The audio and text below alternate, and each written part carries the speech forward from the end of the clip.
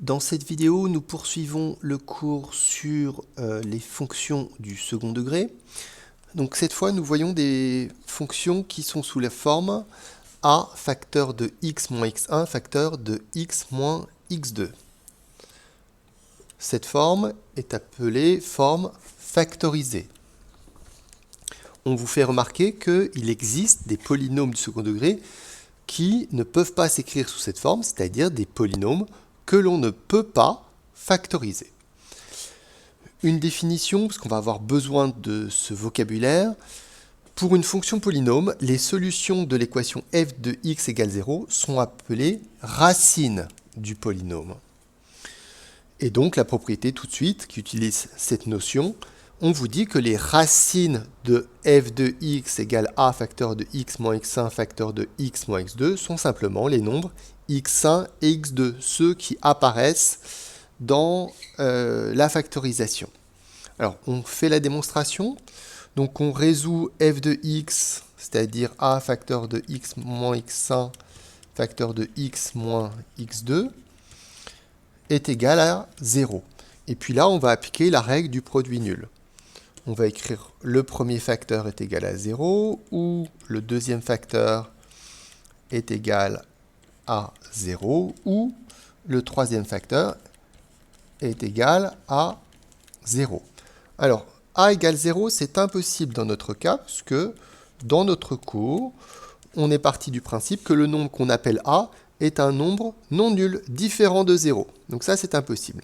Ensuite, pour la deuxième équation, pour trouver x, on a juste à passer x1 de l'autre côté, ça nous donne x égale x1, ou, passant x2 de l'autre côté, x est égal à x2.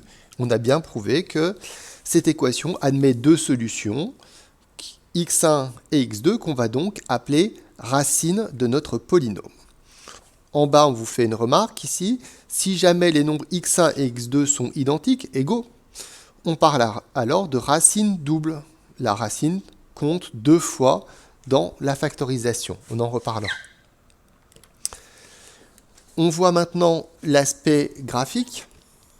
Donc, ici, on vous a représenté graphiquement une parabole, donc représentant une fonction polynôme qui peut s'écrire sous la forme qu'on a évoquée. Alors, les racines du polynôme, on rappelle, c'est quand f de x est égal à 0. Nous, on sait résoudre graphiquement f de x égale 0. On sait que pour cette fonction-là, il y a deux solutions qui sont 2 et 6. Donc les nombres x1 et x2 de la forme factorisée, on les connaît. C'est 2 et 6. Donc, je l'écris dans un coin, si on veut, x1 c'est 2 et x2 c'est 6. Alors, ça veut dire qu'on peut déjà écrire la factorisation, au moins en partie. On sait que f de x, ce sera a. Alors, a, on n'a pas encore parlé pour l'instant, pour cet exemple. X moins 2, facteur de x moins 6. Maintenant, est-ce qu'on est capable de trouver a? Alors, je rappelle que a, on a déjà parlé et on sait le trouver. On sait qu'on doit partir du sommet de la parabole, on se décale d'une unité, et on voit si on doit monter ou descendre. Et ici, on doit monter. Et si on regarde un petit peu, ça nous donne plus 0,5 avec la précision permise par le graphique. Donc, le nombre A serait 0,5. Ça, c'est la lecture de A.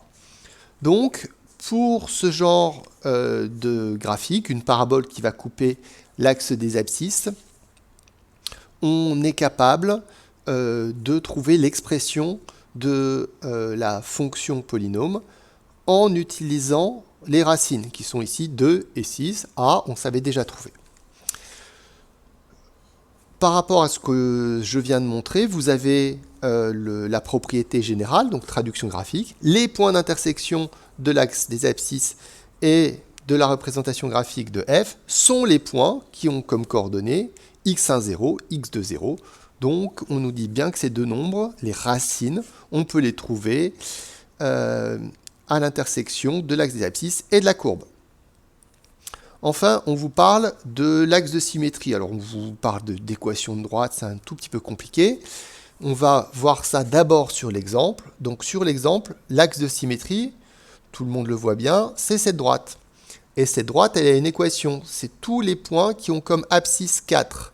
Son équation, l'équation de la droite, c'est x égale 4. Eh bien, ce 4, il a un rapport avec le 2 et le 6. Il a un rapport avec les racines. Ce 4, il est exactement au milieu des nombres 2 et 6.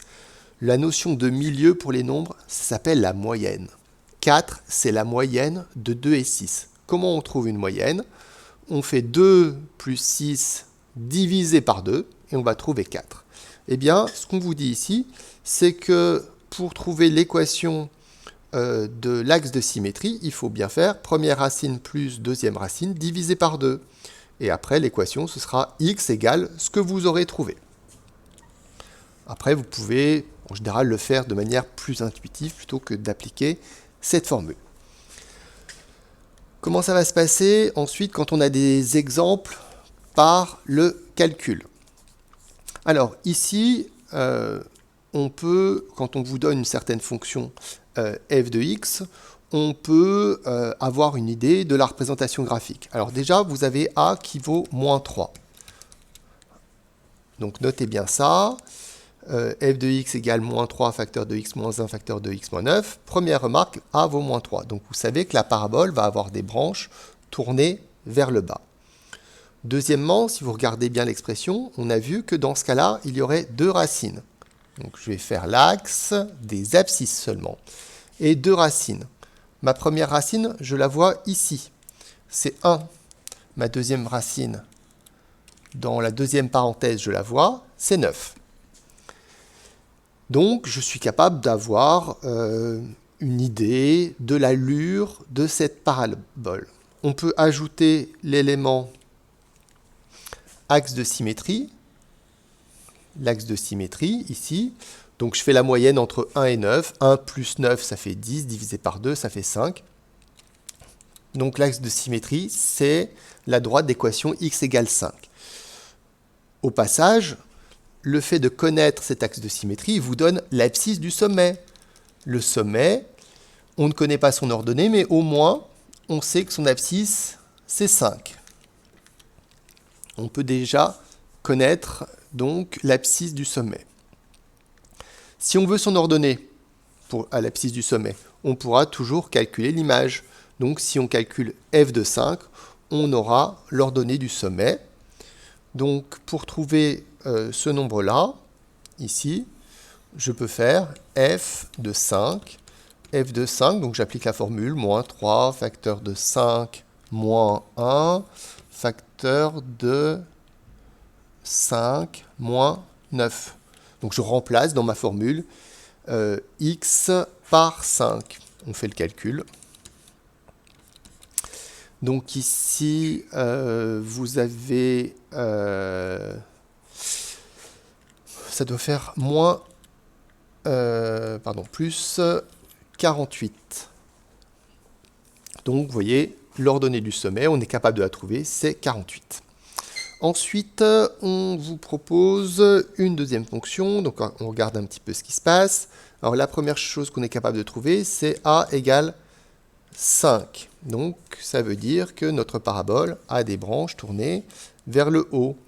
Et puis, ici, étant donné qu'on a x, facteur de x plus 7, on sait qu'il y aura deux racines. Maintenant, les racines, je ne suis pas sûr que vous êtes capable de les trouver tout de suite sous cette forme. On va essayer de décrire les choses un petit peu comme dans le cours. Alors, x, qu'est-ce que ça veut dire, x? Il faudrait être capable d'écrire x moins quelque chose. Alors, x tout seul, c'est pareil que x moins 0. X plus 7, c'est pas très pratique ça. Nous, on aime bien, pour cette forme-là, écrire x moins un nombre. Plus 7, c'est pareil que moins 7. Donc ici, maintenant, vous voyez apparaître vos deux racines. Les deux racines, c'est 0 et, attention, la deuxième racine, c'est moins 7 ici. Je vais les reporter. Alors, elles ne sont pas dans l'ordre où je les ai trouvées. La première à reporter, c'est moins 7 à gauche et 0 à droite. Donc, nous avons trouvé les deux racines de ce polynôme. On peut, comme c'était fait dans l'exemple précédent, aussi trouver l'axe de symétrie. Donc l'axe de symétrie va se trouver ici. La moyenne entre moins 7 et 0, ça fait moins 7 divisé par 2. Donc x est égal à moins 3,5. Et là, c'est un petit peu pénible de calculer l'ordonnée du sommet, mais on rentre ça dans une calculatrice et on va trouver également l'ordonnée du sommet. Alors, je vois qu'il y a une petite coquille ici. Là, c'est bien f de 5 et pas f de x qu'il faut écrire. Hein. Ici, f de 5.